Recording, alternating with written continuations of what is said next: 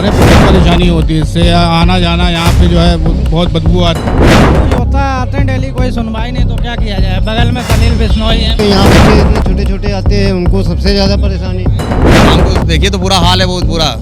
जानवर पड़े मरे हुए, क्या क्या पड़े रहते हैं। भी यही रहती है बगल में, नीलिमा कटियार, हाँ यही पीछे रहती है और ये रूट है निकलने का, लेकिन कोई सुनवाई नहीं है। देश में भले ही स्वच्छता का नारा बुलंद हो रहा है और कानपुर नगर निगम कानपुर को स्मार्ट सिटी बनाने के लाख दावे कर रही है, लेकिन इसकी जमीनी हकीकत तो कुछ और ही है।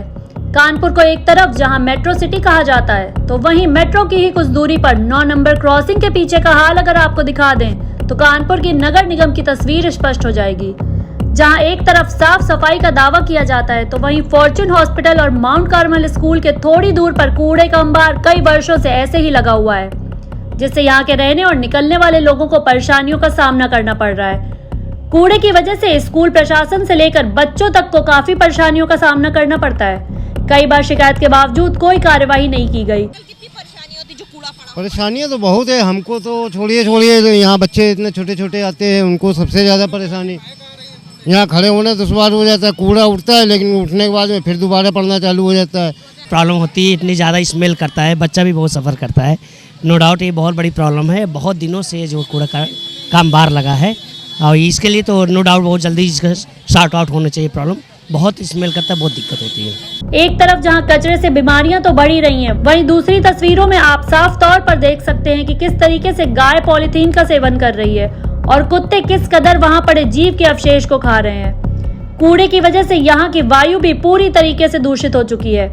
इस रोड को वीआईपी रोड भी बोला जाता है, क्योंकि आसपास के रहने वालों में कई पूर्व विधायक और मंत्री भी हैं।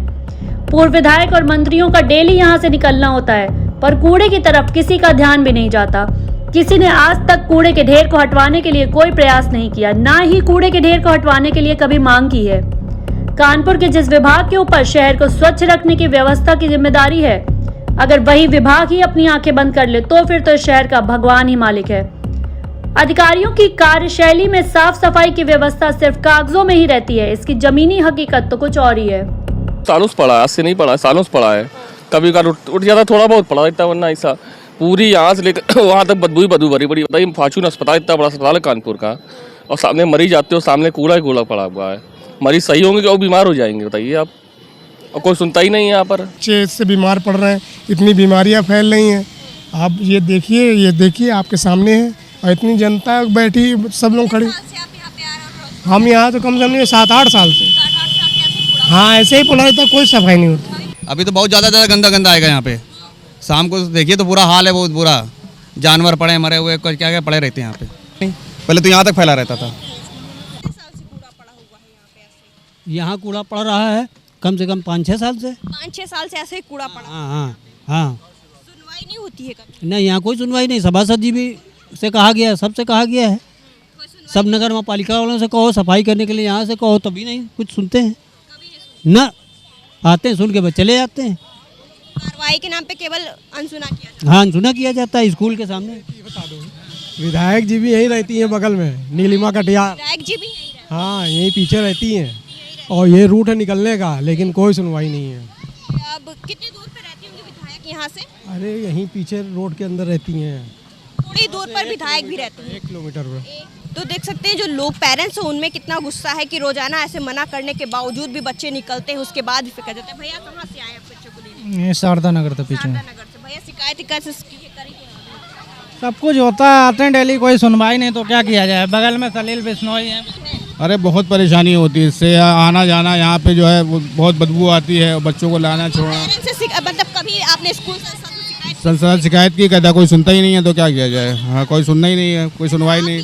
थोड़े पास से क्यों? पास में रहते हैं, यहीं पे आगे गली में भी इस कंडीशन पे है कि पूरा पानी भरा है। 4 महीने से बच्चों को स्कूल में आने में भी दिक्कत हो रही, कोई सुनवाई नहीं। यहाँ का कोई नहीं सुनता। यहाँ पे ये वार्ड 54 है शायद। हाँ, यहाँ से कुछ दूरी पर विधायिका भी रहती है। हाँ, ये इधर साइड पर रहती है, गुरुदेव के पीछे पे। हाँ, शिकायत की जाती है। वहाँ भी हुई तो मालूम है कि आज राहत कोष में पैसा ही नहीं है। स्मेल आती थोड़ी। हाँ, तबीयत खराब कि आपने स्कूल में या किसी और को? मैम ने बोला कि कहते हैं हम करा देंगे क्लीनिंग मैनेजमेंट में भेजा उन्होंने लेटर। बच्चों को बहुत ज़्यादा ही दिक्कत है। कितने साल से कूड़ा ऐसे? ये कम से कम मेरा बच्चा तो पढ़ते हुए कम 7 साल हो गए, 7 साल से तो देख ही रहे 7 साल से ऐसे ही इसी तरीके से। यहीं पे आप पास में रहते हैं? पास ही में रहते हैं, छपेड़ा पुलिया छपेड़ा पुलिया। जी। कभी आपने स्कूल में शिकायत की? सर? स्कूल में 2 बार शिकायत करी 2 है बार की? जी। क्या कुछ कहा जा रहा? कह रहे हो कार्रवाई करते हैं लेकिन सुनवाई नहीं होती है। सुनवाई नहीं हो रही। स्कूल तरफ से लगातार कार्रवाई की मांग की जाती है, मगर जो यहाँ के पार्षद हैं या विधायक है, नगर निगम है, लगातार बच्चों को क्लास में बहुत ज़्यादा दिक्कत होती है। हाँ, आप चाहे बच्चे से पूछ सकते हैं, अंदर तक टेस्ट मिल जाती है। अंदर तक जाती है। तो देख सकते हैं जो इस कूड़े की स्मेल है वो अंदर तक जाती है, बच्चों का कहना है। और साथ में पेरेंट्स का भी यही कहना है कि 7 साल के ऊपर हो गया बच्चों के यहाँ पढ़ते, मगर जो कूड़ा है वो आज भी यहाँ पर ऐसे ही पड़ा हुआ है। लगातार नगर निगम की लापरवाही, पार्षद की लापरवाही के चलते ये खामियाजा बच्चों को भुगतना पड़ता है। क्लासरूम तक यहाँ स्मेल आती है। कैमरा पर्सन वीरेंद्र जोशी के साथ अमीषा, AB न्यूज़ इंडिया।